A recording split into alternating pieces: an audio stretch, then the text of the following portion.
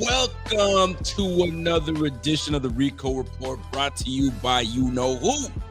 It's the Buffalo Fanatics, the Rico Report. I'm your host, Rico, and welcome to a Friday night preview show. I don't have to tell anybody what the heck is going on because you know who we are playing this Friday. That's right. The Patriots are coming to town. And part of me wants to think, although these schedules are made years in advance and they're all concocted that they're going to play the AFC North of this. You know how that works. And then they say they put them together. But part of me wants to say, thank you for kind of setting this up the way it is, man. We've had a couple home games. We're hosting this game here, go on the road a little bit, but it's been favorable for the Bills. And that's why they keep saying that the schedule is one of those situations that looks good for the Bills. So here we are. So folks, welcome. Let's get into it. If you guys are joining us for the very first time, do me a favor, smash that like right now. Do you know what that like does? Let me tell you what the like does. What it does is it kind of generates a whole lot of buzz on this stream, and then it just kind of gets put out there. YouTube likes that type of stuff. And now Patriots fans are like, yo, who this guy? What's he talking about? This is what those likes do for us. So go ahead and do that. Smash that like. If you haven't subscribed, subscribe to the channel. And if you haven't joined our server, our Discord server, go ahead and jump on that Discord, and you know how that goes, fellas, ladies. All right, folks, let's get into it. Welcome to another edition. Let's get right to it. Patriots week. You already know what time it is, man. If you are one of those Bills fans that just like, yo, I don't care if they're weak this year, strong this year, I'm never gonna have love for the Patriots. It's just what it is, and that's how I feel. I don't care if you suck for 10 years. I'm still gonna dislike you. Because for 17 plus years, y'all made us go through it. Let me take my thing off, man, real quick. Y'all made us go through it, and we're not pleased about that. We're not happy about that, right? Because you guys made us go to the point where like it was uncomfortable. Having to talk about a team that lost the Super Bowl. I went to the Super Bowl 4 straight times and we lost, and we had to hear about that, and then hearing on top of that y'all ain't winning because Tom Brady's just whooping that tail. It wasn't fun. It was not fun to the point where you got content creators. I don't know if you guys have seen this circulating, but a Panthers content creator, I don't know, by the name of Meow Mix, was like, you know what? I'm done. I am absolutely done with this team. I got no hope for this team. I can't create content, and it's hard for me to stay positive. I'm only paraphrasing because that's probably what he's going through. You're weak. Okay? Listen, we had to endure these things for a very long time, and we knew it was coming. At least you guys have an opportunity. You're not facing a Tom Brady. You're not facing a Bill Belichick. Give me a break. You got Baker Mayfield that you got to deal with. Okay. All right. You got Bijan Robinson, Atlanta Falcons you got to deal with. Okay. And you got the Saints. Boy, cut it out, man. Cut it out. You ain't doing no Tom Brady. I'm not trying to hear all that. So there go the pair. Listen, it's not easy being a content creator, especially if your team isn't doing what they're supposed to do. So that being said, by the way, shout out to my man Christopher. He says, you know what? Reposted this stream, and I appreciate that, my G. It's not easy. It's not easy being a Bills fan and being a content creator. We got into really deep diving into content creation in 2012, 2013, the EJ Manuel days. Well, man, but that's still long enough that we had to go through it. We still had to go through it. That false hope that maybe we're going to be that team that really gets over the hump. But we never did. We never did until obviously Josh Allen came through. We got a new GM. We got some head coaching help. And then voila, here we are 7-8 years later. And we have been a team that's just used to success right now. And we don't take it for granted. I know if we're true Bills fans, you don't take this for granted because 10 to 15 years from now, we'll likely be in a same scenario as the Panthers, right? Looking for the next quarterback to come in and handle business for us. Hopefully, we'll have 2, maybe 3 Super Bowls in that that time span, and we go from there, right? But to be in a situation where it's hopeless, every team has to go through it. And we went through it for a very long time until we found the guy that we need. We can't all be lucky like the Green Bay Packers that can go from Brett Favre to Aaron Rodgers to Jordan Love. You've had success. Yeah, there hasn't been many years that these Packers were buns. So hopefully, like my man Signified Nose just said, just one, just one, just one. Just like when Chris Rock was like, just one. When he was super hungry, wanted that rib. He just wanted, he wanted a rack of rib, but he ain't got no money. So he goes, just one rib, just one. Just give me one rib. Hey, boy, get out of here. So that's how we feeling right now. So let me get right into it. And let's get right into it, man. Patriots week. Let's talk about it. Let's get into it. How are we feeling? Real question is, are y'all nervous about this game? Does it give you confidence like you had confidence going up against the Miami Dolphins? Confidence like you had going up against the New York Jets? Confidence like you had going up against the New Orleans Saints? Are you as confident going into this matchup as you were with the last three? And if we're being real, Michelle Holloman is like, I'm nervous, bro. I'm not even gonna lie. I ain't gonna hold you. I'm nervous. Michelle feels that way, and as we should. I don't think we should feel nervous per se, but we certainly shouldn't have all the confidence in the world that we're gonna come in there, come home, and just wax the Patriots and send them. Now, do we? Is that what we want to happen? Absolutely. Of course, we want that to go down, but it doesn't always turn out that way. I mean, listen. Let's get right into it. Right. You got the return of Diggs. That's already a storyline that we'll get into in just a little bit. The rise of Drake May. Drake May got people, you know what I mean, talking, right? These boys are 2-2 right now. They've been a little bit inconsistent. We'll get into that in just a little bit, but he's got the league on notice of saying, hey, man, they drafted him knowing that we needed to get someone like Josh Allen. Josh Allen seems to be the name that people want to hold on to because coming out of college, you know what I'm saying, not the best accuracy, very raw talent, but you knew he had talent. And then he's developed into the quarterback, the elite quarterback that he is today. But nobody gave him a lick at all during his high school when he was throwing out thousands of tapes to people. Like, nah, nah, nah, nah, nah. So he's almost on a redemption tour. You know what I'm saying? Y'all didn't take me. All right. The Bills took me, and I'm forever indebted to the Bills. And I would feel the same way. Ain't nobody give me a chance. Wyoming did. Thank you, my Wyoming. And then boom, the Bills take over. So Drake May, on the other hand, they're trying to make Drake May be like the next Josh Allen, right? And what do? They say, you know what?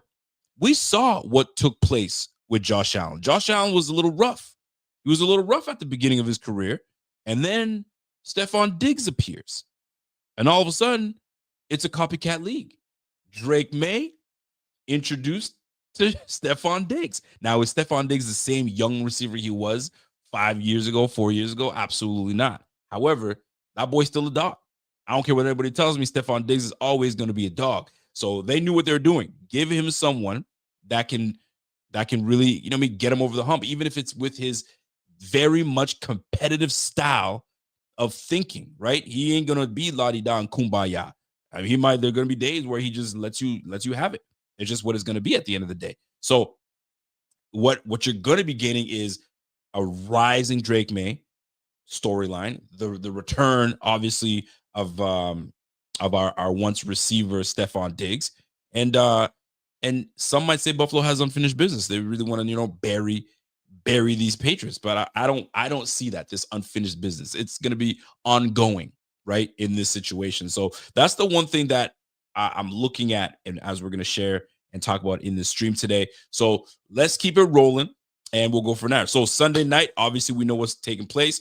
Highmark Stadium. We're going to have the Bills hosting the Patriots, and it's the whiteout game. You guys already know what time it is, man. The whole stadium, they're asking everybody to, you know what I mean, partake in wearing white jerseys, white t-shirts, whatever the heck you have, a white parka, whatever. Just wear white so we can white that whole place out. Now, that's going to look dope, but we don't want to waste that. We don't want to do all of this and then have these guys come in and just start off really slow and then have the Patriots just be on us quick things. So if we're going to do all this and make this a big thing and the rivalry and all that stuff, we better come out and really set the tone.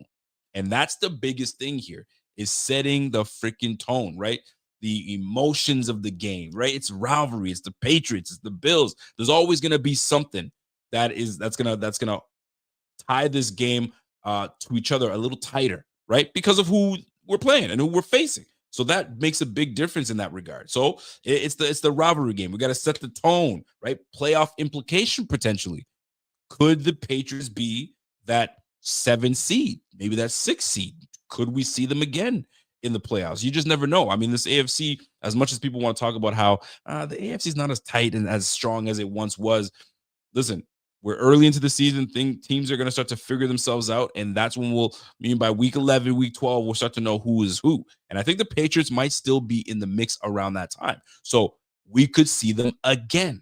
We could absolutely see them again. So setting the tone makes the most sense. We've got to, and there is some playoff implication in this, right? So the Bills being 4-0, the Patriots being 2-2. You know what I'm saying? So it's not like they're playing an 0-3 team or an 0-4 team or a 1-3 team. This is a team at 500. And they would love so much to be able to get above the 500 mark and be the one team that puts a blemish right up on the Bills 4-0 mark right now. How nice would it be the Patriots come in and say, you know what? These boys think they're going to roll to 5-0 and try to have an undefeated season. Let's cut that crap out right now. Vrabel has every intentions of saying, no, not today. We're going on the road. We're going in the Buffalo. From what I'm understanding, by the way, they have, at the end of practice, they had the shout song blowing in their stadium. So I guess they're trying to get themselves, accustomed and used to all of this stuff, going down right now. So they're prepared. Let's not get it twisted, man. These boys are prepared. They're ready to go. And Drake May is going to come in trying to match blow for blow, right? If the number one offense and one of the best offenses of the game in the Bills come out and just first drive come in and put 7, the pressure's on Drake May. Drake May is going to have to come and battle back and put 7. And that's how these rivalries get made. Well, they're going to try to. So this is where we got to shut it down. Now, we all know that the defensive side of the ball is going to be, they're going to have their challenges. So that's what we're going to be looking for at the end of the day. So here we go. Let's get into it. Let me get my notes. I'm reading my notes off of my phone. And then we'll get right to it. So, by the way, in the chat, do me a favor. If you guys have questions, because you want to bring something up or you want to hashtag it, go ahead and put your questions in the chat. I'll try to come back and scroll to it. Super chats, you guys already know what it is, man. Super chats do get the priority, and we will get into it and go from there. So don't forget, get active, get in the chat, and we will go from there. So here we go. Let's get it cracking here. The New England Patriots. What is their identity? Like, who are they? Because it's what we're going into the second quarter of the season. We're a month into the season. They're a 500 team. So what that pretty much can tell you is that they're an inconsistent team, right? They don't do all the things great, but they do some things really well, and it doesn't balance out. So that has them at a 500 team. Which team are we going to get? It's not like they've put together like a win streak, right? They're winning one and losing one and winning one and losing one. So they're still trying to figure themselves out and get into a rhythm. So what's their identity? What are we expecting from this team? Well, I'll tell you this. If you look at who's running the football, they got good backs. But if you look at what they're doing in the league right now, they're averaging just over 100 yards a game, which has them ranked in the bottom tier of the league. But then you look at the Bills' defensive run defense, we're at the bottom of the league and stopping the run. So how interesting is that? We're not very good at stopping the run, and I get it. Take away that that Ravens game. Take away the Saints game. Well, hold on. Take away the Dolphins. No, we can't. We're not good at stopping the run. Let's just give it a buck. We're not good. I know some folks try to. I've seen many people. If you just take away that first Ravens game, it's 238 yards. We're not a bad team stopping the run. Well, I would have loved to see that against the Saints, but we didn't. We allowed the Saints to do what the heck they wanted. Almost 200 yards of rushing. That's unacceptable if you're going to be a contending team trying to make it to the Super Bowl. So that being said, 25th ranked rush from the Patriots with our bottom of the league 30th. I think we're 31st, 32nd ranked in rushing defense, but we got to be better. So what is their identity? They're going to try to run the football. They're going to try to run the football, keep Josh Allen on the sideline, try to control the clock, and they're going to go 2 tight end set. They're going to try to push us around and bully us. I'm telling you right now, it's going to happen. So the question will become, what is Babbage and McDermott going to do about this? How are you going to stop this? You got Antonio Gibson that can catch out of the backfield, as well as Henderson, the rookie. And if he's out of the doghouse, Ramondre Stevenson is a whole other back that you got to deal with. They got a three-headed monster out there. So although, and this I'm strictly talking about what these guys are going to try to do to us, they're gonna try to bully us off the line, bully us in the trenches, and run the football. It's always a tight matchup with the Bills and the Patriots. So I don't see this changing anytime soon. So look for those things to absolutely come up and be a challenge. So how are the Bills going to come in and combat that? That's a big one right now. So I know they're going to run the football. Hunter Henry is going to be, getting out there. They're going to do everything they can to just push us around and keep our quarterback on the other end. They do not want this to be a high-scoring affair, because you get into a high-scoring affair, this is where the Bills they will have success. And we tend to wear the other team down until they make an error. We've done it before, right? It may not come early, but eventually it's going to. Go back to the Ravens game, right? Late in the game, here comes Ed Oliver. Give me that from Derrick Henry. Fumble, right? Go to the Jets game, same idea. You go to the Dolphins game, late interception, pop, right? You go to the last game against the Saints, right? We had late sacks. This is where we start to kind of get things together late in the game. Hopefully we get things cracking early. So what these Patriots are going to obviously try to do is really run it down our throats and really test us. They're going to, for lack of a better term, shall I say, they're going to test our gangster. They're going to see if you about that life. Are you about that life? We saw you try to do it with the Ravens. You couldn't, although we won that game, but you couldn't stop the run. We saw what you tried to do with the old Saints. You couldn't. Alvin Kamara handled your business. So did freaking Rattler. All right, cool. Hey, Devin Achane had a decent night on you guys. So you're not consistently good at stopping the run. So we are going to. Now, here's the deal. They're running for over 100 yards. Just over 100 yards. Not very good. But why is it that, of course, against the Bills, they're going to run the heck out of that football? They're not going to give us the low rushing team. They're going to freaking run the ball like they've been one of the best running teams in the league. They're going to do it to us. So brace yourself, Bills. I'm bracing myself for it because that's what they do. And that's what we do. We allow teams that have no business running on us to do it. Now, if we come in and have a great game plan, chef's kiss, I'm all in. Something tells me that that's going to be a bit of a hard task for these Bills. So I'm looking at that. I'm looking at their identity. They're going to try to run that football. That's number one. Number two, Drake May. So right now, Drake May is he's throwing the ball at a 62% rate. I think let me just confirm that. Let me confirm that, because I don't want to, put some lies on my man's name like that. But from my notes, I have him at a 62% rate. And obviously he's running the ball quite well as well. He's mobile. I mean, listen, the man went and told people, listen, man, I'm a big fan of Cam Newton. I grew up watching Cam Newton. Cam Newton was one of my favorite quarterbacks to watch. So he ain't afraid to run the football. And he's not a small dude. He's not a small guy. Drake May he's a decent sized quarterback. They try to call him Baby Josh Allen. I hate that they try to do that, but that's just what it is. And he's going to try to match the intensity that the Bills offense is going to try to bring. And Drake May, so far this year, just let me make sure, QBR of 63. I apologize. He's throwing at a 74% rate.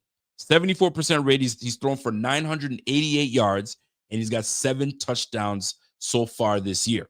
So he's doing all right for himself. He's doing all right for himself. His last few matchups, if you guys have been paying attention, obviously they really put it on the Panthers. So the Panthers are the Panthers. You guys don't know what it is. But I mean, not a big day for him there. 14 completions for that game. He had a big volume day against the Pittsburgh Steelers, but they lost that one, 21-14. But he went 28 for 37, 268 yards, 75%. He's an accurate passer. 82% against the Miami Dolphins, 65% against Las Vegas, and then he went for another 75% against the Pittsburgh Steelers and an 82% against Carolina Panthers.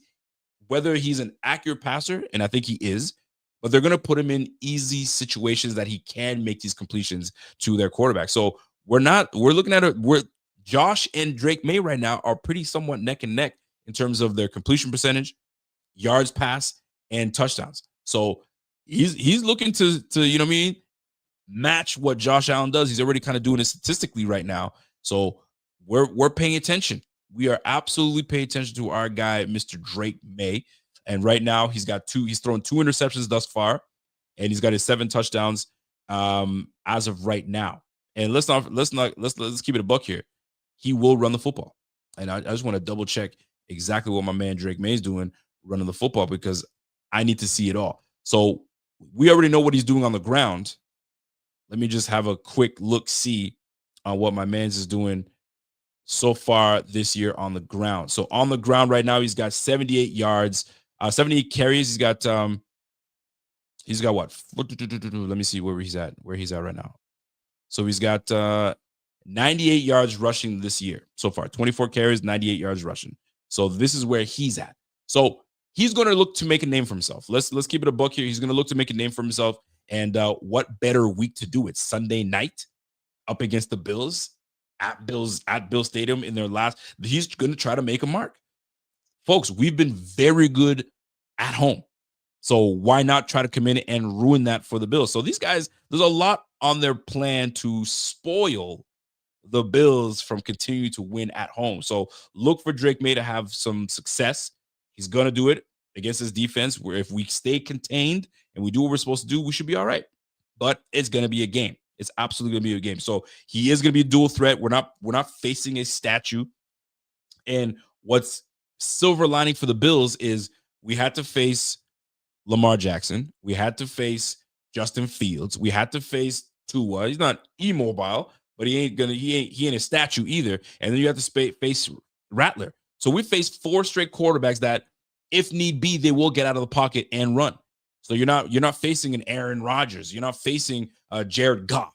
You feel me? You're facing someone that is going to run the football, and Drake May will. And they probably have some design runs for that brother too. So look for him to do some big things for his squad. I don't know what his size is. What is he? 6'4"? 6'4", 220. So he's a big boy. He's a big boy, just a couple inches, an inch or so shorter than Josh Allen. So this is why you hear them talking about, baby Josh Allen, he's going to do what Josh Allen does, blah, blah, blah. But we got to dead that. The Bills defense got to show up, and we got to dead that. That's just what it's got to be. All right. So Drake May, obviously we gotta account for him. He's going to be a dual threat. So we're already accustomed to quarterbacks that are dual threat. So we should be already used to this. So it shouldn't come by surprise, is pretty much what I'm trying to say here. And last but not least, when I'm looking at the identity of this team and what they're going to try to do and run the football and Drake May, it's Vrabel. Vrabel is a very intelligent coach. We know that. He's a very accomplished coach, and he's absolutely going to have his boys prepared, ready to go, fired up, and he's absolutely he's in his element. And let's not forget who's the offensive coordinator out there, right? McDaniels is back, being the coordinator out there for the Patriots. You got Vrabel out there. So listen, they're building something. They're building something. They may not be there yet, but they're building something here. So it is the job of Bobby Babich alongside McDermott to shut it all down and prove to them that you're building something, but you're not there yet. You're not there yet. And let's remind them, and I hope the Bills remind them that they are not there yet. So let's put a cap on that and see how that goes. But Vrabel, his coaching style, you already know what time it is, man. Very physical. He's got his boys that understand the scheme, and they're going to come with it. I mean, Christian Gonzalez is healthy. He's back. So there are some guys that will be a challenge for us. I should just put it that way. They're going to be a challenge. They had big year. I guess you could say off season. They had a big off season in free agency. So there's a lot of guys I'm going to touch on in just a little bit that these boys have brought on. Milton Williams being one of them. Christian Barmore is somewhat feeling better. I know he had blood clots last year, so he'll be in there at defensive tackle. So they're going to have a stout defensive attack. They're going to want to stop the run, right? But it's crazy because you're like, make Josh Allen throw and beat us.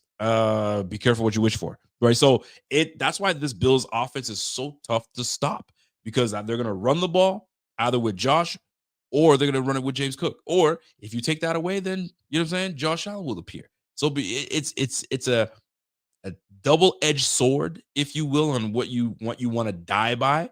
And I'm glad that we have that double-edged sword on our squad in Josh Allen, because he's a bad man. He's a bad man.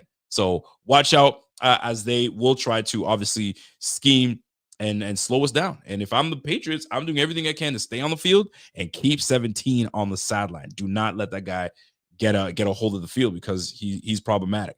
So that being said, when I'm looking at the addition of Vrabel as the head coach, now you take on the identity of your head coach, right? Tough, gritty, smart, intense, and that's what these Patriots are going to do. And you can see it; they're 2-2 right now. You saw what it was. You saw what it looked like last year. Last year it was just hot garbage. The year before that, not great either. So now they have a coach that is in tune. They understand. He understands them, and they're going to bring it. They're going to bring it. Every time we've played Vrabel, that team's always prepared and ready to go. So where I don't expect to not see that. So we'll see what these Bills are absolutely made of when they play this very aggressive style, physical and balanced Vrabel's coaching style. So we'll see how that all shakes out. So that being said, let's get to the nitty gritty. You know who I want to talk about, and let's get to it. Stefon Diggs. Diggs returns to Buffalo. Does it mean anything? Does Diggs returning to Buffalo, should it mean something? No, it should not. And I hope people don't make it. I hope people don't make it to be that way, where it's one of those situations where it's going to be a Josh Allen. We did that dance last year. Remember, we did that dance, right? Remember this whole thing? Remember that? Perfect photo of my man going, I mean, whether it was intentional, whether it was just the way it was, who knows? It was hilarious to begin with, but that was that moment. That like my man Bort said, yo, Bartimer said, hey man, he's just another player. Exactly how we should treat it. He's just another receiver for another squad. And I think Khalil Shakir was on a podcast with Amon-Ra St. Brown and his brother, and they were asking, yo, so what's up with this Diggs thing, man? Did you know anything about this Diggs situation? Was there major beef with these boys? Like, what was taking place? What happened? He goes, bro, I have no idea. I don't know what to tell you, man. Like, it's all love from us. I mean, we ain't never had no problems with Stefon Diggs. That was our dude. That was our teammate. And he's intense. And this is one thing you got to know. He just wants to win. And Khalil said, I have never been around a guy like Stefon Diggs. He's just intense, wants to win, and that's what it is. But when it comes to their relationship with those two, I couldn't tell you. I never really, I mean, we ain't even seen nothing like that. So it goes to tell you that the media makes a lot more of things than what's really going down in the locker room. Case in point, the whole Cleveland situation. If you really wanted to nip that crap in the bud, bro, quit going to interview the third string quarterback. He's got nothing to do with this. He's going to be holding a clipboard. Leave that brother alone. But if y'all wanted to make it a story, make it a story. Now it's circling all over the place. Yo, the Cleveland Browns, if they wanted to dead it, they could have deaded that thing a long time ago. So sometimes media makes things a little, they magnify what really isn't really there. So that's what I could see happening with this Stefon Diggs returning to Buffalo. Now, Stefon Diggs so far this year, he's got what, 200 yards, just over 200 yards receiving. He's got what, a touchdown, and I'm just looking at my notes to see what he's got here. He's got 17 catches. So, I mean, I'm not saying that like he's lighting it up, but he is not scrubbing it up. He's 1 year removed from his knee injury, obviously. So he's back, and we're seeing how he's looking. I mean, obviously the stint with the Texans didn't end well, so that ended up not working out. They voided his contract for the 1 year, and then that was it. So now he's found himself a new home. So right now, Diggs is their leading receiver, and I stand corrected. He's got 19 receptions off of 22 targets. He's got 213 yards, and that's where we're at right now with Mr. Stefon Diggs. And he hasn't scored a touchdown yet, which I find odd. How has he not found the end zone just yet? So Some folks might say, bro, he washed. That's why. I mean, I don't know what we even talking about. That brother washed, he's not the same player. So you know how billsy we can get. If call him Wash or whatever you want to, what he would have called him, he's going to come to the Buffalo Bills and he's going to try to show out and do what he needs to do. And that will be something. Now, he didn't do it against us, against the Texans, nor should he against us with the Patriots. But here's the deal. If you look at our DBs have been a little shaky. Our DBs have been a little shaky this year, right? I mean, as much as I want to say that my man Christian Benford has been doing great and he's been locking shit down and he's been doing this and that, not so much. I mean, according to, and I know some folks don't really mess with PFF like that. According to PFF, he's what, 56th ranked by PFF? So, I mean, hopefully this is where he goes, yo, damn all that PFF stuff. I'm locking that brother down because if he comes on my side, I got it, right? But he's been playing a lot of this slot a lot. So it's going to be passed along from, it's going to be Taron Johnson on him, a little bit of Christian Benford, the way they, depending on how they have it all shaken out. So something to pay attention to when watching these Patriots go, where will he line up? Who will cover him? And we just got to minimize him because he doesn't have all the speed in the world, but he's still a great receiver. He's still a great route runner. And it's all about getting the separation. It's all about getting separation. If you allow him to get separation, he's going to move the sticks. Let's keep respect on Diggs' name. But maybe he's just not the same player also. So that it will be a big test to see how Benford and the defensive backfield handle the return of Stefon Diggs and what he's going to be able to come and bring to the table. But here's the deal. It's not just his physical ability that Diggs brings to the tape. He brings that raw emotion. He brings that, like, kind of get it started. The one thing that I'll always remember about Stefon Diggs, some say it was tasteless. They didn't like it. But when the whole DeMar Hamlin situation happened in when we were playing the Cincinnati Bengals, when player had to be resuscitated, and obviously things have worked out great since then. But when everybody was shaken up and not knowing what was happening, they're seeing their teammate being, resuscitated on the field, and they're doing CPR on them and all that stuff. Everybody's like in a haze. Stefon Diggs was the one that was like, "Yo, let's go." Like, we can't do anything about this situation right now, but we can do something about right now, and we're not looking real good. So, like, tighten up. Let's get to it. Obviously, the game ended up being canceled and so on and so forth, but he was the one person that was like, "Okay, everybody, yo, rally up, tighten up, let's go. We got stuff to do. Let's roll. Let's move it." And that's what I remember from Diggs being in that. When he like, that's his personality. He's just intense. That's what Khalil Shakir said. He's an intense individual. So I don't expect any different, right? Going up against your old team, it didn't end the way we wanted it to end. So you're gonna look to come in and do business. Now he's looking at the same way. This is just another team. It just happens to be the team that I fell in love with. I love this team, and then I fell out of love with it, and it happens. That's the business side of things. However, he's still gonna bring that raw reaction. The crowd's gonna be reacting to it as well. The question is, will you boo Stefon Diggs?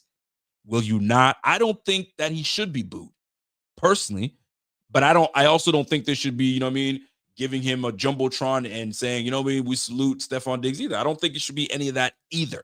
Now, the Bills organization is a classy organization. Would it surprise me if they did that? It would not. But I don't think we should roll the red carpet out for him either. You know what I mean? He's just another player on another team, happens to be a rival team. We just got to whoop their tail and send them packing again. And that's exactly how it should be. And I hope that we lock him down and he doesn't have one of those nights, because we can't afford that. We don't want that to happen, him having one of those nights. So let's try to keep that to a minimum, and hopefully we can handle our business. My man Brock Campbell says, yo, Benford is shutting his ass down. Just saying, seen him too much. I don't know about all shutting his ass down, because there's not a whole lot of shutting down Benford has been doing this year. So I wouldn't go that far, brother. But that's gonna be a good battle if Stefon Diggs plays on the outside, because right now, I mean, you're probably gonna see him on the outside. They have usually Demario Davis that usually plays on the outside. But for the most part, I mean, he leads his team in receptions. After that, it's Hunter Henry, And after that is Travion Henderson, the running back, which is crazy. And then Ramondre Stevenson after that. So the next guy with targets is Kayshon Boutte. And then after that, it's Mac Hollins with 7 receptions. But the targets are mainly going to Diggs, Hunter Henry, and then it's a mixture between the running backs and Kayshon Boutte. After that is Demario Douglas. I said Demario Davis. Demario Douglas has 13 targets. So look for that guy. Demario Davis usually is in the slot, so you'll probably see a lot of a mixture of Kayshon Boutte, Mac Hollins, and Demario Douglas, obviously alongside with Steph Diggs. So that being said, look out for that. It should be interesting. 213 yards for Diggs. He leads that team in receptions. After that, it's Hunter Henry. And then after that, it becomes Kayshon Boutte. So those are your 3 guys. Those are your 3 guys that are going to be, getting the targets. So I'm sure, I hope McDermott is all over that. You hope that it's all over that. By the way, my man Bartman says emotion calms over time. I think returning will motivate him super status. I mean, listen, anytime that you're coming back to a certain place, you want to show out and you want to do well. So, hopefully, it's a good game, but we still pull off the win at the end of the day because that's what we want. We want to continue to get these dubs and keep it rolling. So, that being said, Stefon Diggs' return will be somewhat a thing, but once the first series goes down and the game gets into the game, and that's what it's going to be. So hopefully we don't allow him to do what he does. Right now, what I would love to see, I would actually love to see Stefon Diggs and Josh Allen at one point before pregame. They come in, dap each other up, have 2 or 3 minutes of conversation. I'm not talking about, hey, how you doing, man? You good? You good? Peace out. Because they're gonna make a thing of that. I hope that they can actually talk for like a minute or 2. Yo, how you been, man? How you holding up? And once we see that, bro, it's over with. And then people will kind of move on with life. But if it's short, there'll be a little bit of, did you see that? Did you see this? We ain't trying to get all that. They're grown men. Let them do what they need to do and keep it pushing. So that being said, Diggs will have his matchups. He will have at one point will be going up against Taron Johnson. At one point may go up against, Trey White. At one point may go up against majority of the time may go up against Benford. So we'll see. Will Benford travel? Highly doubtful, but we'll see how that all shakes out at the end of the day. So I'm looking forward to seeing that Stefon Diggs moment and how that shakes up. But it should be relatively smooth and out the way, and let's get to playing some football. So that's the way I look at it. So all right, what are the strengths of this Patriots team? What are we to look at? Well, based on the statistics here, that's a top 10 defense that we're going to be facing here. This team is doing a decent job. Let me just go back and confirm what I'm seeing. But this team is doing a good job of keeping teams at bay. If you're looking at the squads that they've played, obviously going against the Las Vegas Raiders, it was a 20-13 game. So that didn't go well for them. They lost that game, and then they come in and put 33 points up against Miami, 32-27, and then they lose 21-14 to the Pittsburgh Steelers, and then they come back and put 42 points up again. So it's the inconsistency parts offensively, but defensively, they're going to look to come in and really stifle and slow down the Bills because the Bills have one of the best scoring offenses in the game, and I can't see that changing anytime soon. Do you? I certainly don't. Right now, offensive leaders in terms of like who's doing what here. Let me just close this up here. I hate when these things show up and they block my screen here. All right. So right now, Dallas Cowboys are leading the league right now with 404 yards per game. And the Bills are right behind them at 404 yards as well, but they're 404.3. So that overtime game obviously allowed them to put the stats up. But right now, offensively, I would say we got the number 1 offense in the league, tied with the Dallas Cowboys, putting up 400 yards per game. And those are the things that you want to be able to see. So that this team is legitimate. Defensively, right now, yards per, just want to give you a better idea. Cleveland right now leads the league in not allowing a whole bunch of yards. They're 222 yards per. And the Buffalo Bills are up there as well. They're, I think, a top 10 team. 1, 2, 3, 4, 5, 6, 7, 8, 9. They're 9th. All right. And the New England Patriots are like a a 12 to 13 team right now, allowing 319 yards per. When it comes to points per game, because that's usually a lot of the ways that these teams do it, the Houston Texans are number one in the game right now. And where are the New England Patriots? The New England Patriots right now, they're allowing 20.3 points a game, which puts them at a top 10 defense. The Bills, not far after that, they're allowing 22.5. We've actually decreased it a little bit, but that Ravens game really set the tone and really got the points up there. But this is where we have to come in and see these guys are not allowing a whole lot of points. So on the other flip side, we are scoring a lot of points. So it's going to be an interesting way to see how the Bills are going to come in and make sure that what's the game plan, how are we going to do this, and how do we put our points together. Now, whether we start fast or start slow, eventually we start figuring this out. One thing I do love about this offense and Joe Brady, although he does frustrate me sometimes, is he finds ways and he adjusts. And one thing I do love about it is you might see the same play 3 or 4 or 5 times, but it's a setup. Like any offensive coordinator, they're setting you up. All right, give them this look. Give them this look again. All right, they think they know what's coming. Boom, hit him with something different, right? A slight tweak to the look, but you're getting big time results. So those are the things that I want to see. So that's what the Patriots are bringing. They're bringing a top 10 defense in terms of scoring. Scoring defense got them in the top 10. Special teams. Did you guys see what Marcus Jones did last week? This brother brought back 2 punts. 2 punts for returns. Fam, our special teams unit has had some moments where we allowed these guys to really get huge returns. So Marcus Jones is right now, he's hot right now. He's hot. I mean, you remember Devin Hester? Devin Hester, at one point, it was inevitable. This guy was scoring, or it was going to be a long return because he was hot. Like there was nothing stopping him right now. Josh Cribbs, at one point, you couldn't stop that brother, man. That guy was just taking it off no matter what. Terrence McGee, the old Terrence McGee we had when that brother was hot, he was hot. There's nothing you could do about it. So we need to put my man Marcus Jones on ice. We need to obviously mind our ways on special teams and hold it down. We cannot allow any cracks for this guy to really turn this game into a 3-phase game. We just can't have that, right? We're already going through issues with special teams for us in terms of finding a punter. You know what I'm saying? We got a backup kicker right now, and all these block kicks and block punts that are happening around the league, bro. I ain't want none of that. We don't want any of that. And right now, these boys are pretty nice with Marcus Jones becoming the AFC Player of the Week last week with his 2 returns for touchdowns. We got to chill. We got to calmate because this boy was really doing big things. And last but not least, what they're going to bring right now is that run defense. So the Patriots right now, let me confirm that their run defense is absolutely fantastic so far this year. So let me just grab what they're doing defensively. So right now, the number 1 team stopping the run is the Cleveland Browns, followed by the Green Bay Packers, followed by, you know who, the New England Patriots. So they are stopping the run. 310 yards allowed so far this year.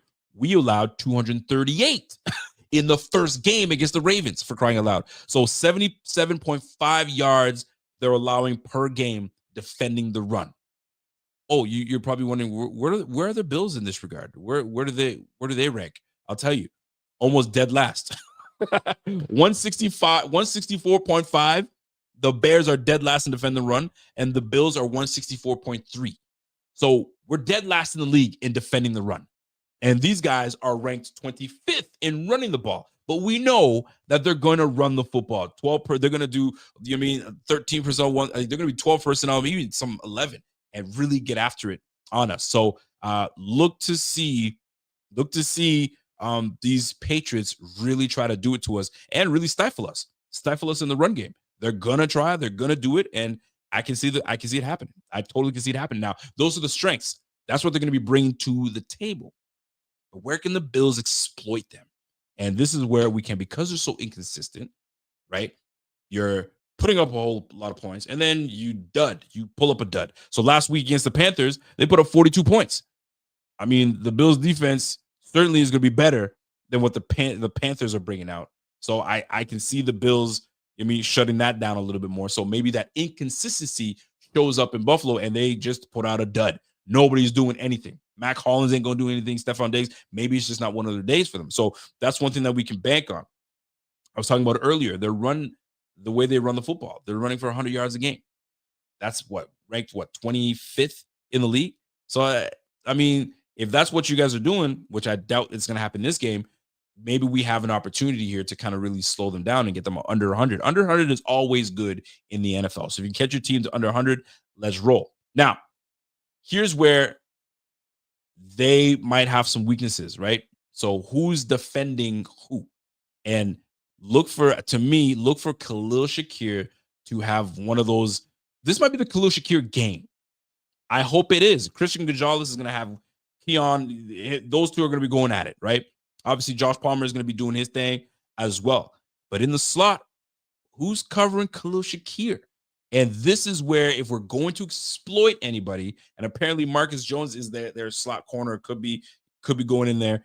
If he's on Shakir and he's got a PFF rank of 78th, cook that brother, man. Make this the Khalil Shakir game. Make this the Khalil Shakir game where we're featuring him. We found a weakness in that defense, and we're going to exploit. And we're going to make this the Khalil Shakir game. I mean, we're just waiting for this brother to break out. And we know he's got all the potential in the world. So I see big things potentially coming this game for Khalil Shakir. Josh, be ready. Khalil's definitely going to be ready. Let's keep it rolling, right? So that's the way. Those are the things that you want to see. Those are the things you want to see. Now, there are some injuries that are important for us to acknowledge. And based on what is happening with these Patriots, Milton Williams could be someone that is going to be out and not playing right now. So far, they're let me look at my notes here. There we go. Their injuries are to key players. So one of them being Milton. He's got an ankle injury that he's dealing right now. So Milton Williams, a former Eagles defensive lineman, he's been playing well, man. He's got two sacks this year so far. Been pushing the pocket, helping these guys out. So you know that they're going to be pushing the trenches. If you're on a Vrabel defense, a Mike Vrabel defense, you know for sure he's going to have the interior line ready to squabble at all times. So Milton Williams dealing with the ankle injury. Who knows what's going to be happening? He's a key interior pass rusher, a key factor. One of their better defenders, Kayvon Chason. I don't even know how you pronounce it. Clavon Chason. Anyway, he's dealing with a knee injury. Did not practice, and he's got 2.5 sacks this year so far. Edger, so he might be one that could be out this game. So questionable, might be out, and apparently he did not practice on Friday. Typically, if you ain't practicing on Friday, chances are you ain't playing, unless they freeze him up and do something, and he's out there playing. And then a few other guys that they have not playing. Carlton Davis, he's got an illness. Still practiced on Friday, so you can see Carlton Davis. So it's probably going to be the Carlton Davis and Christian Gonzalez show. So whoever plays the slot, we'll see how that all shakes out. But full participants, Barmore playing. And then you've got Jalen Hawkins. He's got a hamstring, but he was a full participant, and he was ready to go. And lastly, Jared Wilson. He had an ankle knee. He's their starting left guard. So he might be returning. But if he doesn't, they got to shuffle the lineup. So this is where potentially the Bills could come in and really make some noise and really get after them. So that's what I'm looking at in terms of injuries for these Patriots, what to expect. That's what you expect. So key players, Milton Williams, we'll see how that shakes out. Chason, one of their better defenders on the squad, he's dealing with an injury, did not practice. So whether he plays, where he doesn't, who knows? We got some injuries that we're dealing with as well, but so do they. So that being said, folks, that's what it's looking like for these Patriots. So what say you? Does it still make you worry about the Patriots knowing what we just talked about, where they've got weaknesses, where the strengths are? Are you worried about Stefon Diggs, or is it just another game? To me, I'll tell you right now, we just tend to do this. We tend to do this often, where we just let up. We let up and let guys that have no business doing big things against us, doing big things against us. And that, more specifically, I speak of is the run game.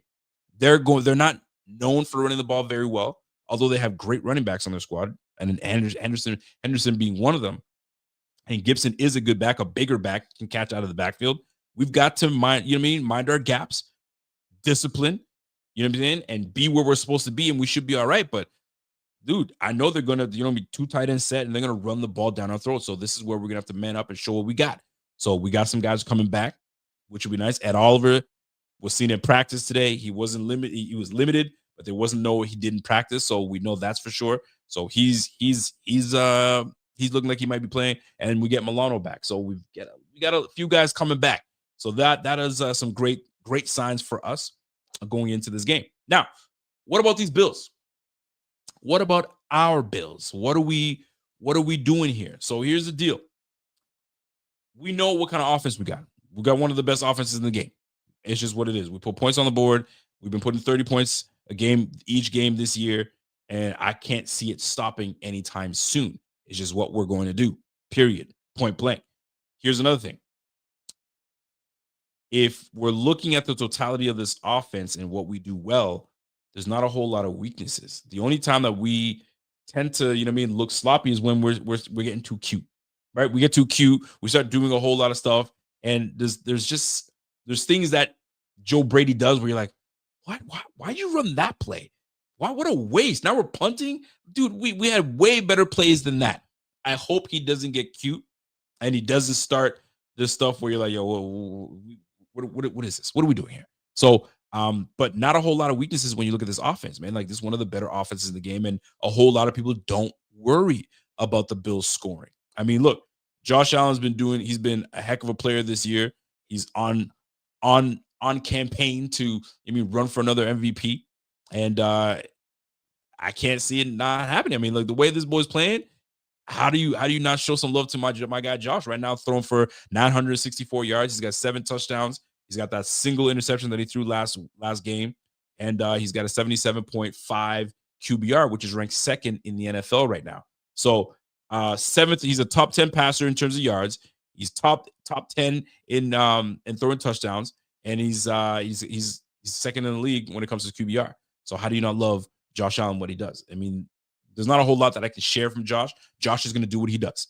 He's going to will this team if he needs to. If we're running the football and the ball continues to be run well and we're pushing these guys all over the place, then let's roll. Let's keep it doing. Nothing to fix if it's not broken. But if they're wearing ourselves down, then we can't run the ball as well because they got a pretty damn good run defense.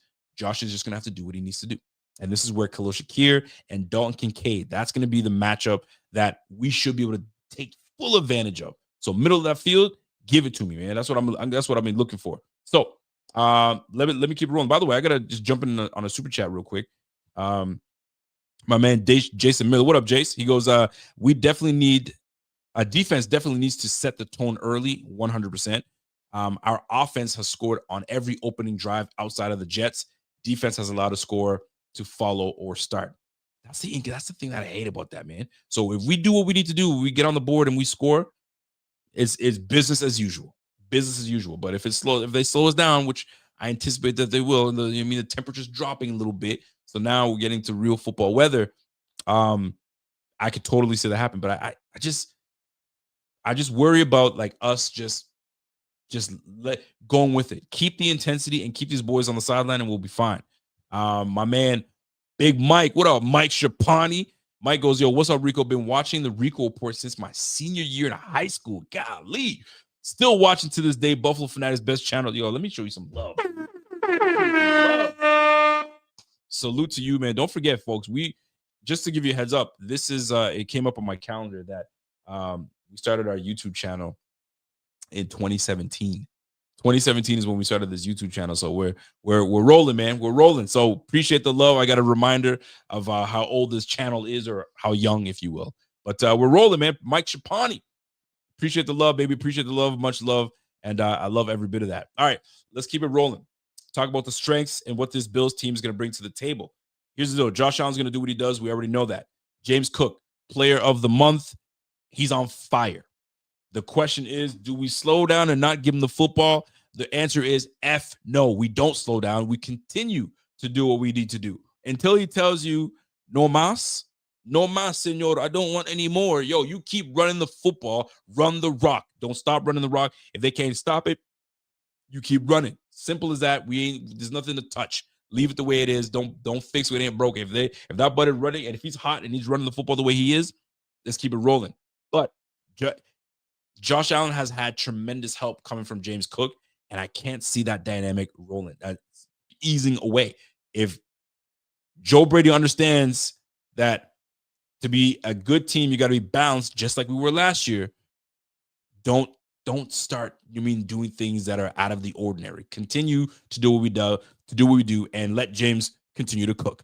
He's been doing it. Don't stop. So James Cook, along with Josh Allen, the 1-2 punch, you just can't stop it. It's not. And then now when Kincaid starts to get involved more, and now Keon Coleman finds his stride, because right now he's been getting great separation. They just haven't had a chance to really connect and go hard. First game was fantastic. I need to see more of that. I'd love to see more of that. I think we all would love to see more of Keon. But I think this might be the Khalil Shakir game. This might be the one. All right. So James Cook, Josh Allen, and obviously we want to keep our guy Khalil Shakir involved alongside obviously the rest of the guys. So big time offense. I mean, we put him 33 points a game right now? Dude, we're one of the best offenses in the game, and it's not going to stop. It's certainly not going to stop. So we got to keep that up. Now, defense. Let's move to the defense now. Defense is one of those things that makes you just pinch your nose and go, golly, like, really? What are we like? Are we ready for this? Are we on top of things? This is what we need from this. We need this defense to really pop off and show up. Matt Milano returning, right? He had the pec injury. So getting him back in the game, I love it. I think he brings a level of physicality. Obviously, he brings his awareness, and he just knows where to be defensively, right? That's where I want him to be. So hopefully he's back and he's ready to go, and he's a big, huge addition to his defense. Hey, Dorian Williams out, Shaq Thompson in. So you're going to have those three linebackers getting in. So if they want to go 2 tight end set, guess what? We're going to go 4-3. 4-3 over. Get that guy over that wide tight end, all right? Just so we can kind of keep things, right, bottled up in that front box and that front seven. So don't let these guys get out. Don't let them push us all over the place. So you see a lot of Shaq. You're going to see a lot of Milano, obviously, and Bernard. So that's what I'm looking forward to seeing. So Milano's back. Ed Oliver, he returns. It seems as though he will play. If he doesn't, am I losing sleep? No, because we need him in the long run. But everything tells me so far that he's going to be playing because he's been practicing all week, and each day a different angle, a different footage made him look like he looked good. Did it not? Am I tripping? Every time I saw him, I was like, okay, he looks better. Oh, he's explosive. He's okay. He's shuffling. He's doing the twisting and all that. So I'm like, okay, so he might be ready to go. So could we see Ed Oliver, Milano back? Great. If we do, I'm loving every moment of that. That's what you want to see. Dorian Williams out. Dorian Strong is out. So the corner that was coming in for Trey White, Dorian's out. So now you're probably going to see a lot more Cam Lewis in that backup role if they want someone a willing tackler, or you might see some Hancock. Maybe Hancock goes to corner. I don't know if I will see that, or they activate Jamarcus Ingram. Maybe Jamarcus Ingram becomes the backup guy, and now he's the one that jumps in. So it'll be interesting to see what the inactive list looks like, who plays, who doesn't. I'll be shocked if Ed Oliver doesn't, because he's been playing so well. Like my man Thigh Dog said, or he wants to play so bad that they say, yo, give me that needle.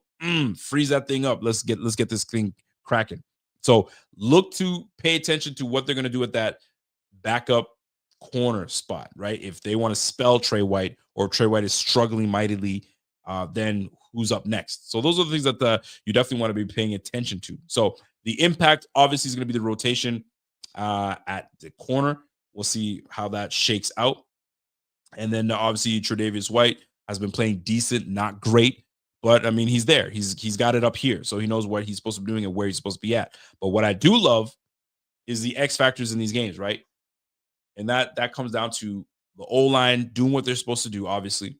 But on the defensive side, we need to see Greg Rousseau. We need Greg Rousseau to be impactful. We've seen the impact of Joey Bosa. We've seen it. He took over damn near the game against the Jets, right? We need to see my guy, Greg Rousseau. I had him on the list, on the milk carton. and I don't remove him until he takes himself off, because I haven't seen anything that makes me want to take him off that milk carton. Now, Joey Bosa, I need a big game from my man Joey Bosa, and he's going to be setting the edge right now, allegedly ranked as a top 10 defensive edge on PFF. And we're looking to see what adjustments are going to be made by both defensive coordinators, but more so Bobby Babich. Are you rotating your guys enough? Are you not going to? Are you going to let your dogs sit on the field? Because I've battled with that. I don't know about you guys. Do you guys battle with that? Where this constant rotation of linemen? Bro, leave these guys in for 65, 70% of the snaps. Joey Bosa last week, 73% of the snaps. Greg Rousseau was at 66, right? Let these guys figure themselves out. And then when I'm tired, let's rotate. You feel me? But with Ed Oliver coming back alongside now Deion Walker, you'll love to see it. I don't know if you guys saw, I tweeted yesterday, where Deion Walker, he's got a pressure rate of 2.6, right? Guess who's top 10 in the league in pressures? Defensive tackle. Yes, our guy, TJ Sanders. As for rookies, TJ Sanders has got a 9.1 pressure rate. Heck yeah. Okay. So now we got some guys up in the middle that gonna do some big things. So Daquan Jones, obviously, Ed Oliver, hopefully he returns, and then you got to sprinkle in Deion Walker alongside TJ Sanders. That's a good four. That's a good foursome. So get that thing going. But golly, I need to see. I think coach should call out Greg and say, show me what you got, man. You got money? You got 20 million. I'm paying you $20 million a year. Show me what you got, man. I need to see it. I didn't pay you for nothing. Show me what you're working with. And you got me sounding like my man Mystical.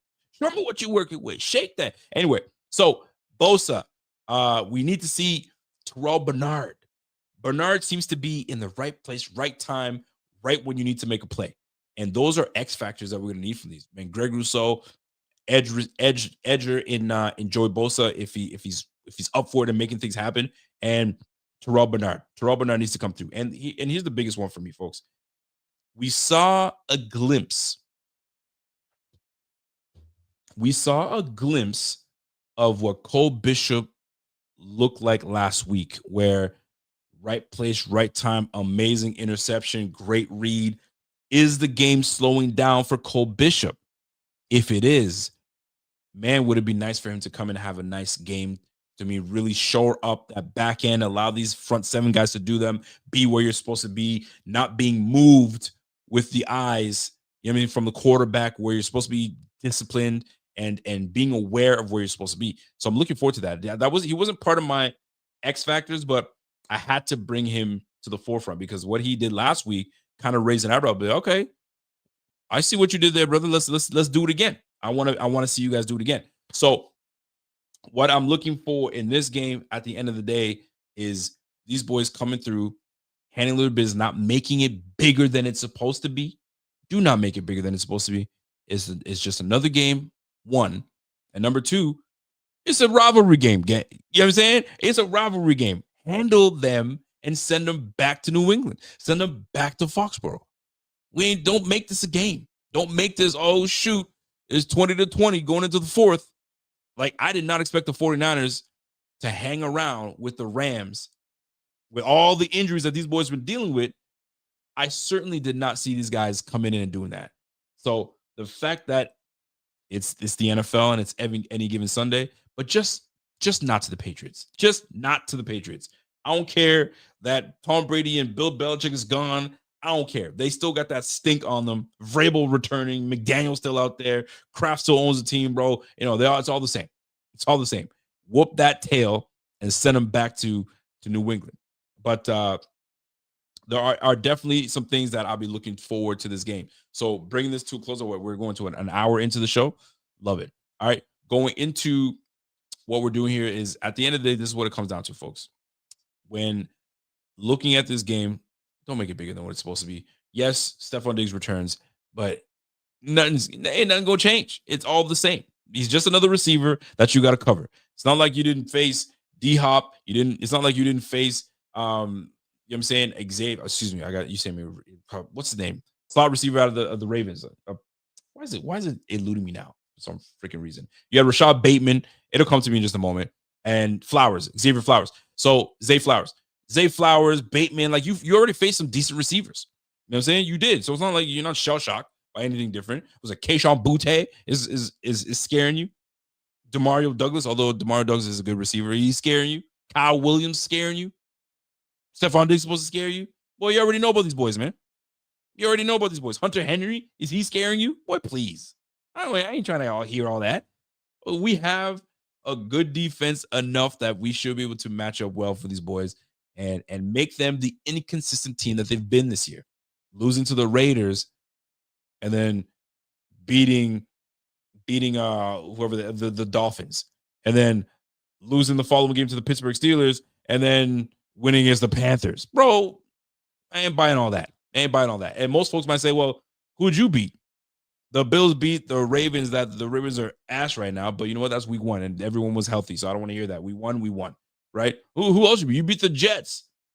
Okay, well, you beat the Miami Dolphins. Well, the Miami Dolphins got themselves a win last week against the Jets, but either way, you know what I'm saying. And then obviously we beat the Saints. So most folks or Patriots fans are probably looking at like, bro, yes, they're 4-0, but who'd they face? The Saints, Jets, Dolphins, Ravens, and all of them right now are on a sub 500 team. Ravens sub 500, Dolphins I believe are sub 500 right now. I think they're 2-3, whatever their record is. Right, Saints probably winless. I think they're winless. Yeah, they are winless. Excuse me. And then obviously the Jets winless. So they're looking at us saying, hold on. The big bad Bills were playing the big bad Bills, but are they really that big bad? Bro, I saw who they played. We can come in there and handle their business. So that's why this game is a big one. This is a big one because they're probably looking at us, yo, we didn't do diddly squat against anybody. We have every opportunity to come in and do that. We're a 500 team. Let's show that we are better than a 500 team. The Bills got to come in and say, I don't care that we took care of those guys. That's what we needed to do. And we're going to treat you the freaking same. Treat them the same. Treat them like your little brothers and keep it pushing. That's the way I look at it, man. So if there's any comments, questions, I mean, I got my notes out. I just want to get that out, and the preview should be a good one. Listen, at the end of the day, notes aside, it's going to be a close game. If people think this is going to be a blowout, and I hope I eat my words, but if people think this is going to be a close game, I just don't see it being a close game. I don't see it being a blowout. Excuse me. I think this is going to be a closer game than we anticipate. And once we kind of get the ball rolling and start doing what we need to do, and then I think it'll do what it's supposed to do, and things will work out the way it's supposed to work out. That's the way I look at it. All right. Now, before I get out of here, I'm going to take your questions, concerns afterwards in just a moment. But did you guys watch the game, the Rams and obviously the 49ers? And if you guys remember our sleeper yesterday, we were on Wednesday, excuse me, we were talking about the sleeper picks and what teams, where are you going to go? What decision you're going to try to make here? So that's where I was when watching what took place. Let me share my screen real quick just to kind of give you a quick reminder of where we stand. Uno momento, por favor, while I get this thing cracking here. I'm pretty certain that let me see if I can zoom that in just a tiny bit. There we go. I'm pretty certain that I think everything hit. Everything absolutely hit in that game yesterday. I got somebody messaging me saying, "Hey man, I did very well with the picks against the Rams with his prize pick." So I don't know if he's saying, "Yo, salute to you because I listened to you," but hey, that's all I'm gonna say. So let me share my screen real quick so y'all see what's happening, and let's get this thing cracking here real quick. So let me share my screen so you see what's up. All right, so folks, what did your boy pick out? So I said Christian McCaffrey was gonna have over 58.5 yards. Let me confirm here because I fell asleep, so I didn't really look at the numbers, but I knew that I saw him do a couple runs. I was like, yo, he's got this in the bag. He got this. He got this. Hold on. Rams and 49ers. Let's see what it looked like yesterday. So my man, Mac Jones is doing well. So 57. Oh, he ran for 57 yards. Oh, he was under. Your boy didn't get it. Your boy didn't get it. Yo, I swear. Yo, what's up with Vegas, man? Vegas is they be on something. They are on something because like to say that this brother was gonna do less than 58, 58 was the line, and this guy ran for 57 yards off of 22 carries. Yo, I be understanding. I be understanding why people like, yo, you know what? I don't mess with all this stuff because yo, something ain't right. Something ain't right. And I feel that might be the case. Golly. All right, well, God, 57. He ran for less. He ran for less. All right. I was just really excited about my Tutu Atwell. I mean, obviously Stafford was a pick 'em, so we knew that was going to do well. Devontae Adams. Devontae Adams ended up with 88 yards receiving, so that was a hit. So we killed it on that one. So we love that. And then lastly, Tutu Atwell. Look at the disrespect for Tutu Atwell. 9.5 yards. And then Tutu Atwell finished with 2 receptions for 72 yards with that big 36-yarder. Or was it like it was like a nice 50-yard bomb right on the sideline. So love seeing it. One off. One off. How does he not run for 58 yards? Are you kidding me? All the receivers that were hurt, you think that they get this guy involved. Too bad it wasn't, all total yards because total yards, you know that this guy does well all the time. Where he had 57 receiving, and then he had 82 yards receiving. So 57 rushing, 82 yards. So fantasy wise, he still did well, and we go from there. TJ Sanders is out. Why did I say that he was in? That's why Ed Oliver is more so going to play. By the way, he is out. I guess he was hobbling on his foot. So yes, you're right, Bartek. Why did I say he was going to be in there? Appreciate that, man. Anyway, so if you have not gone ahead and done your stupid picks, go ahead and do that. Use the promo code BF25. You guys already know what it is. So you'll get up to $100 match on your first deposit. Terms and conditions apply. Still see the sleepers terms and use for the details. Currently are operational in over 25 states. So check out Sleeper today. You guys already know what time it is, man. So I love it, obviously, because I use it for my fantasy. And right now I'm doing pretty well in my 2 leagues. My buys haven't really kicked in to hurt me yet. So we're doing all right for now. Hope you guys are doing all right going into your first week. I feel like I got to show you what what I'm going to be working with going into this one. So don't forget, these things, they give you live updates, stats right off the rip. People are talking about it. I mean, that's my favorite thing about this app, how great it is. So it continues to be here. So listen, man, it's the NFL, man. It's here, it's now, and this is the best app that you got to use right now. So go ahead and download that. If you have not downloaded it, go ahead and download it. I don't know what y'all waiting for. It's the biggest thing going right now. So that being said, let me obviously read some comments that are coming out. If you have anything that you guys want to chit chat about, this is your time. This is your time to hit me up and get it cracking. Let me just change my display up and get it cracking. Yes, here we are again. So that being said, I got a comment from my man JR. What up, JR? Member for 65 months. Appreciate you, my G. He goes, what up, Rico? Great show as usual. Got the Bills blowing out the Patriots 38-17. Josh Allen is going off this game. Cook will have 150 all-purpose yards. I could totally see that. 150 yards is a good day. If I gotta look that up. What is the record of the Bills? Let me see if StatMuse will have that. I wonder what the record of the Bills when James Cook runs for 150 yards. Let me see what StatMuse is saying. Because that would be interesting. Because if 150 yards for James Cook is sensational. Like that's what you want. 150 all-purpose yards, bro. You got 100 on the ground and 50 in the air. He's probably hit the end zone once or twice. Yo, I'm loving that. James Cook,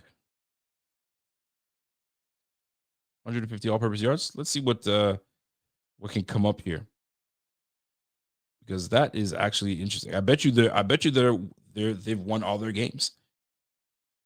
I gotta look it up to see if it all works out. But we'll see. All right, let me take some questions and see what people are saying. Yo, Mac Jones was actually, he was doing well last night. He was doing well. You got to give Mac Jones credit. for what he was able to do, because with Brock Purdy being out, they certainly have a situation. Here's the thing: I was talking to a buddy, a good friend of mine.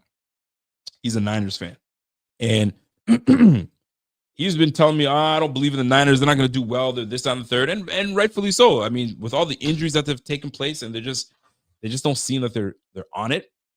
But it turns out that Shanahan wanted Mac Jones way back when it was around draft time, but he took Trey Lance instead. How about that full circle?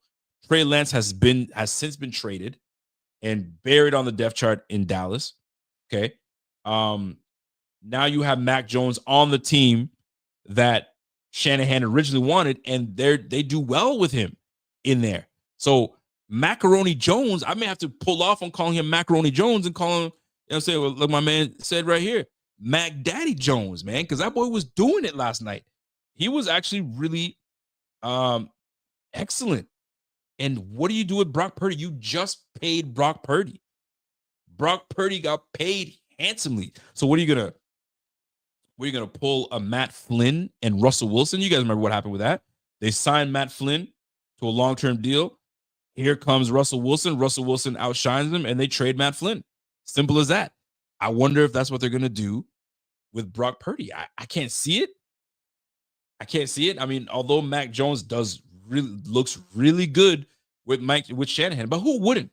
Shanahan is like a QB whisperer. Any quarterback that goes to a system, they do well. So that's why you wonder what the heck was wrong with Trey Lance. Trey Lance couldn't succeed in that offense. Are you kidding me? So he must be bad. But Mac Jones looked damn good. So they've got things to talk about when Brock Purdy becomes healthy. But I love what what Mac Jones said. Hey, I'm just the backup quarterback. I've been in this position before where I was once the starter, then had to become the backup. I just, you know what I mean? If they need me to do what they need me to do, I'm going to do what I do. Simple as that. But man, oh man, oh man, that is they're in a conundrum right now. You call it what you want to call it right now. It may not seem bad, but when both guys are healthy and Mac Jones continues to lead these guys over other teams and he has these 49ers in contention, bro, you got to figure something out with Brock Purdy. And John Lynch should have fired long ago. That was a fireable offense. You went and grabbed Trey Lance, which became a bum. Luckily for you, you had Purdy. Purdy was your bridge, and you've retained your job. Any other GM that whiffed horribly would have been gone by now. I mean, right now, you got Dable that's hanging on by a string. This is his second quarterback that he's got to go in there and try to. I mean, I know Daniel Jones wasn't his dude. Was he there when Daniel Jones? No, he wasn't. I can't recall. It's been Daniel Jones hasn't been here that long. But maybe he did pick Daniel Jones. And he had Daniel Jones and he gave him a chance and he gave him let's just say he didn't draft him, but he gave him that contract. You went ahead and gave that brother that contract. And now here you are. You got to deal with it. Daniel Jones got a contract, and now Dable's like, oh, he blows. I'm gonna trade him, or I'm gonna do whatever he needs to do with him. He leaves. Lynch is lucky. Lynch is absolutely lucky. So now he's in a good situation where he's got Mac Jones and he's got Brock Purdy. So what are you gonna do? By the time the season ends, you got to make a decision. Do you keep Brock Purdy? Do you feel good about Brock Purdy, or does Shanahan say, yo, Mac Jones is my guy? Mac Jones is my guy. And if you guys are Office watchers, do you remember when Idris Elba was Charles on the show and he needed a right-hand man? And obviously Jim Halpert would have been the right pick, but he loved Dwight. And what's his face from corporate comes in and he goes, hey, Jim, come on in here. And he goes, Dwight's my guy. Dwight's my guy. So that's what is Shanahan going to say, yo, Mac's my guy? Or does he stick with Brock Purdy? Here I am thinking like I'm some kind of 49ers content creator. But I bet you 49ers fans are looking at this. Like, yo, Mac Jones looking pretty damn good. Looking like he's from a Batman movie where that suit that he had the red and white. You know what I'm saying? So I kind of mess with that, man. Macaroni Jones. I can't call him Macaroni Jones anymore. He's Mac Daddy. Mac Daddy Jones is doing big things out there in 49er land. So, well, I guess that's something that most of the league is going to be following rather closely, I'm sure. I'm absolutely sure. All right. The floor is yours for those that do want to throw in a question. If you're curious about something or you want my thoughts on something, go ahead and jump in there. Obviously, the games. You know what? You know what I haven't done in a while, and I'm gonna bring that back. It's Pick'em Friday, baby. It's Pick'em's Friday. So let's go ahead and do that right now. So let me see what's happening, and you guys let me know if you guys are feeling this. And then what I'll do is I'll jump in and show you guys my fantasy team and go from there. Side note, I wanted to share this with you guys last week, but I didn't get a chance. I didn't get a chance to. I don't know for the moms and dads that are in this chat that have kids in sports, and whether it's hockey, whether it's football, soccer, basketball, whichever, volleyball. So my two girls, they're in the seventh and sixth and seventh and eighth grade, and they're both on the same soccer team. One of them's a striker, the other one's a defender. All right. So I, as a parent, love to. I like to sit at the back behind the net, the goalie net, because my daughter used to be a goalie before. I gotta block that. She used to be a goalie before. So, by the way, my moderators, if you see that one line that came in, go ahead and block that because right now, for some reason, it's not letting me block it right now. So go ahead and block that for me. Anyway, or put it on timeout, whatever. So I sit behind the net.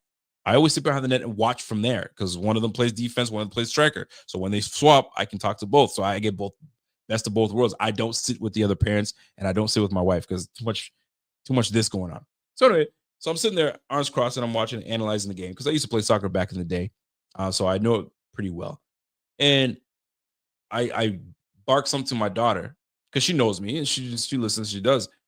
Freaking refs blows the whistle, starts trotting towards me. I was like, "What the heck is going on here?" Trots over towards me, goes, "Hey, if you want to coach, you got to go to the sideline." I was like, "I'm not coaching. I'm talking to my daughter." He goes, "Yeah, but it's distracting to the other team, so we need you to stop." I was like, "I beg your pardon?" I was genuinely shocked. I was like, I'm sorry, what?" He goes, "Yeah, it's distracting to the players, so I'm gonna need you to pretty much tell me to chill out with telling them what to do." And I was like, based on where do these rules come from? I've never heard of this before in my lifetime. I'm not on the field. I'm not on the pitch. I'm a spectator, just like anybody else. Like, what is this all about? Right? There's seventh and eighth graders. Relax, settle down, right? So as he's walking away, and the goalie's about to do a goal kick. So I yell at my daughter, "Okay, girls, all right, turn around, face the." He blows his whistle and comes back again. He goes, "Hey," and no tactical advice either. I'm like, "What tactical advice?" He goes, "Yeah, you can't tell him left or right and back and forth." I was like, "Dude, you're on a power trip, bro. We're watching seventh and eighth graders play some soccer. That's gonna be maximum. 2 or 3 goals put up. Just settle down and let me do what I do." And bro, these refs out of control. I've never in my lifetime been as a ref. Like, there's parents that are just unruly. Then you got to say, "Yo, leave the gym or leave the field because you're unruly." But I'm sitting there coaching my own seed, my youth, and you're gonna tell me, "Bro, you gotta chill." I tell you, man, some of these refs out of control, power trip. And then today's game, there's a different ref, and he's as relaxed as can be. You just gotta love it. You gotta love it. Anyways, that was a side note that I had to say. Yeah, I'm dead serious, man. These refs today, bro, you're not the player. These are seventh and eighth grade girls. Just settle down and just do your thing before I take that whistle from you and do your job for you. Fam, tripping. Absolute tripping. Rico getting fouls called on his daughter's sucker. And that was another thing, too. I was like, "Yo, do I want to be that parent that the ref holds up the whole game just to say, we ain't starting the game until that parent leaves?" I don't want to be that guy. I don't want to ruin it for the girls either. So I was like, I won't say a word. Boy, was that itching me because I'm the vocal parent. I'm the one who coaches from the sideline and yells at my seed to, this, that, this, that. But that's a parent. But some people are like, "Yo, if you want to coach, go ahead and coach. I'm not trying to hear you as a parent yapping away and giving your kids the advantage." I don't know what they want to call it, but it is what it is. It is what it is. Anyway, let's do our pick'ems before we get out of here. My man Cam, what up, Cam? Says, "Yo, damn, we got to deal with Collinsworth too." Shoot, man. Like, I guess so. I guess so, man. Let's get this. Let me share my screen real quick so I can get you guys in and involved so we can get these picks going. So here we go. I want you guys to do your pick'ems with me, and let's see if we can get all these picks right. I mean, that's what we want, right? Ain't that right, folks? All right, here we go. So let me share my screen with y'all real quick. Can you guys see that all right? If you guys can, let me know. Let me just kind of bring my stuff down. All right, if you guys can see that, give me a thumbs up. Give me a hell yeah. All right, here we go. Here's what we're looking at. We got Minnesota and Cleveland. Minnesota and Cleveland. This one is going to be the Dylan Gabriel show. Okay, so right now the line is at -3.5 for Minnesota, which is quite interesting. All right, I guess they don't believe in Wentz, but this is also at Cleveland, and this is a 10:30 game at Cleveland, but really it's in London, England, Tottenham Stadium. Anyway, so Minnesota at Cleveland. Cleveland's defense is one of the best in the game right now, so I can see why. And Carson Wentz is the quarterback, so that's why they got it close. I think Dylan Gabriel is going to do better than people think. I really don't think he's going to be bad. I think Dylan Gabriel will look decent. At least will be mobile, and he's pretty accurate too. And he's got experience under his belt. So as much as people want to make this Shedeur Sanders should be starting and this, that, and the third, bro, Dylan Gabriel might come out and kill the game. He might do so damn well that nobody's even thinking about it. So I'm looking forward to seeing something like that, man. I want to see what that looks like with Dylan Gabriel in and making some things happen for Cleveland. So you never know, man. That could be an upset waiting to happen. If I was a betting man, this is one of them I'll be definitely looking at. The line is at 3.5. Shoot, I put money on Cleveland. I put money on Cleveland. Anyway, let's keep it moving. So give me now. I gotta pick the team to win. So you know what? I'm gonna go Cleveland for the upset. Just cause they're on the road. They're both on the road somewhere. Now, most folks might say, yo, but he's a rookie starting against a stupidly good defense in Minnesota. Why would you pick Dylan Gabriel? I think that Judkins running the football with a good defense. And if he doesn't make mistakes, maybe he'll be all right. Maybe he might be all right. So I'm going to take Cleveland. That's my upset pick of the week. Maybe there might be two, but this is one of them. All right. I got, who do you guys got? You got Cleveland? Are you guys taking Cleveland in this one? Yeah, let me know what you guys feel. Let me know what you guys feel. Anyways, let me keep it rolling here. Let me share my screen real quick. Again, let me get the right piece here. There we go. All right. Give you guys a bigger piece. All right. Vegas at Indianapolis Colts. This is a good little matchup here because, listen, Daniel Jones is doing everything right for the Colts. They have the Colts with a 6.5 spread right now. 6.5 points. That's not bad. They're saying they're going to win by 7, so they feel very confident in the Colts winning this game. I honestly truly think that the Raiders are going to give these guys a match. Gino had a terrible game last week. He had a terrible game, throwing 3 interceptions, bro. You made your team lose. They had no business losing that game. Max Crosby was on fire that game, and you let your team down. Give me Vegas over Colts. I think the Colts lose again. I think Vegas is going to take these guys down. So Vegas for the upset. I don't want to call it upset. We'll just say the Vegas one wins this and they cover. Saints and the Giants. Give me the Giants over the Saints. I think that's going to be a blowout. They only have it at 2.5 as well. I think the Giants are going to really blow these guys out. That defense is solid. Dallas at the New York Jets. Give me Dallas Cowboys. I don't believe in the New York Jets. I just don't do it. Denver at Philly. Now that is a game. That is a game. Woo! 4.5 for Philly. Ooh, that's a tough one, man. If someone's going to pick, that's a tough one. I think there's going to be one undefeated team by the time this is all done. So give me Denver over Philly. Denver over Philly. And that's a tough game. Tough game. And that's on the road. Ooh. Let me come back to that one. I don't know. That one's a tough one. Miami over Carolina. I'll take that. Houston At Baltimore, obviously, Lamar's not in it, so look at that. They only have it at 1.5. Are you kidding me?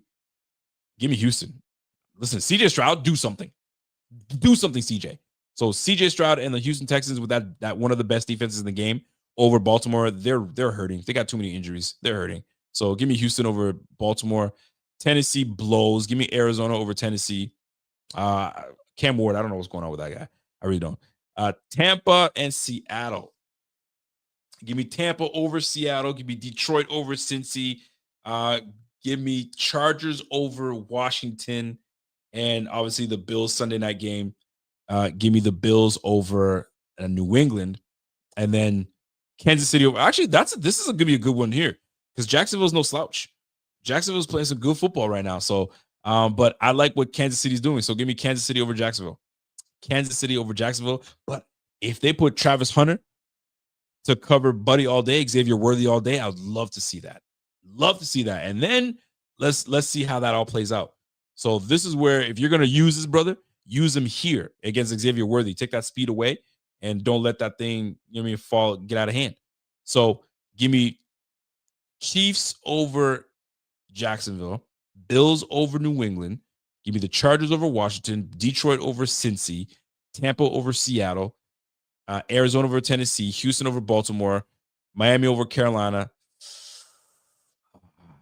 Philly's at home, so I'm going to give Philly the edge. Philly over Denver, Dallas over New York Jets, New York Giants over New Orleans, Vegas over the Colts, and the Minnesota Vikings upset by the Cleveland Cavaliers. I was about to say the Cleveland freaking Browns. What say you on that? Are you guys feeling that?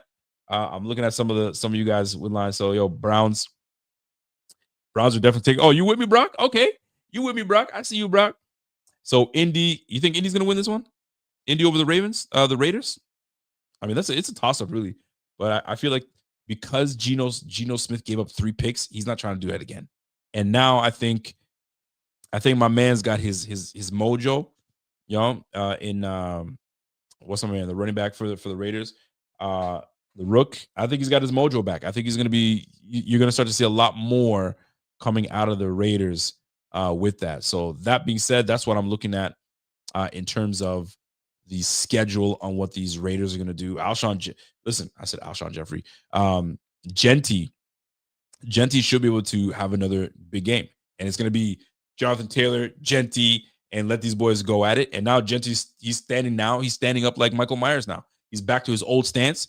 Chip Kelly trying to freaking change things up. Like, when are people going to understand that Chip Kelly is a big-time hater? They don't like this dude, man. They don't like him. He thinks he can talk to people like he's back in college. Bro, these are grown men making big-time money. Bro, let me stand the way I want to stand because that's how I have success. Leave me the heck alone. That's what they should tell. Anyway, so Chip Kelly got these boys tripping out there. So that's the way I look at it. So I think Geno Smith doesn't throw picks, and I think the Raiders might be able to take that one. So those are my picks for the week. My man said I can only pick one Mr. Jones this week. I got you. Broncos got that for sure. My man, Big Papa Bill says, Philly hasn't seen a pass rush and secondary like Denver. I know. That's why I was like teetering back and forth. I wasn't sure. But Denver beat them Birds, and our Bills will be the only left undefeated. Yeah, that's what I'm talking about, man.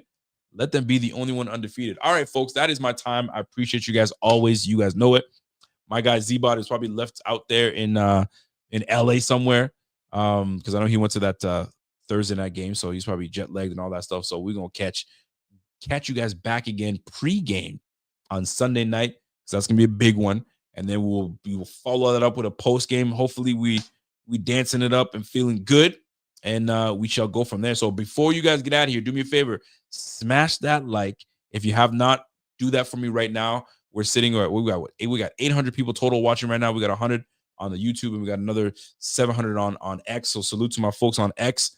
And that's it, folks. My man, The Real says, 512. Golly, you really in there, huh? My man said, 526-0. Calling that. All right, bet. I like it. I like it a lot. My man said, never heard that being used before. Never heard what? What you talking about? What you talking about, Willis? What you talking about? My man Brock says, love you guys. Peace out, man. listen, much love to every one of you guys for sure. And we will. He said, yeah. He yells at my seed. Oh, you never heard of that? I mean, we plant seeds, right? The seed, my seed, plant the seed, plant the seed into my lady. Don't you ever hear? You got you got a pumpkin growing in the belly, or you got a seed in the belly. Well, that's what it is. My seed. That's my seed, baby. Anyway, yo, Rev, I was trying to hit you up so you can come on the show with me tonight, man. That's why I sent you a text. You were gonna be my special guest because Zebot was away. So I was like, yo, I might have a special guest for me, and it didn't work out. But it's all good, baby. We'll catch it another time, brother. We'll catch it another time, man. We'll catch it another time. All right, fams. That is my time. So I appreciate y'all. let me head out of here and go tend to the wife. She said she might be asleep, but she ain't sleeping tonight. I'm gonna wake your ass up. Anyway, that is it for me. So, folks, you guys have yourself a fantastic night. And we will catch you back. It's your boy. And I'm gone. It's the Buffalo Fanatics. Y'all have a blessed day. And we'll catch you guys on the flip. We'll see you guys Sunday for the Bills and Patriots matchup happening yet again. So, hey, be ready for it because it's going to be a big one. 2-2 Patriots going up against the 4-0 Bills. It's not going to be a cakewalk. It's going to be a tough matchup. But we're going to let this thing slide and get this thing cracking. So, folks, have yourself a fantastic evening. It's your boy Rico, Buffalo Fanatics, and we'll catch you guys on the flip. Peace.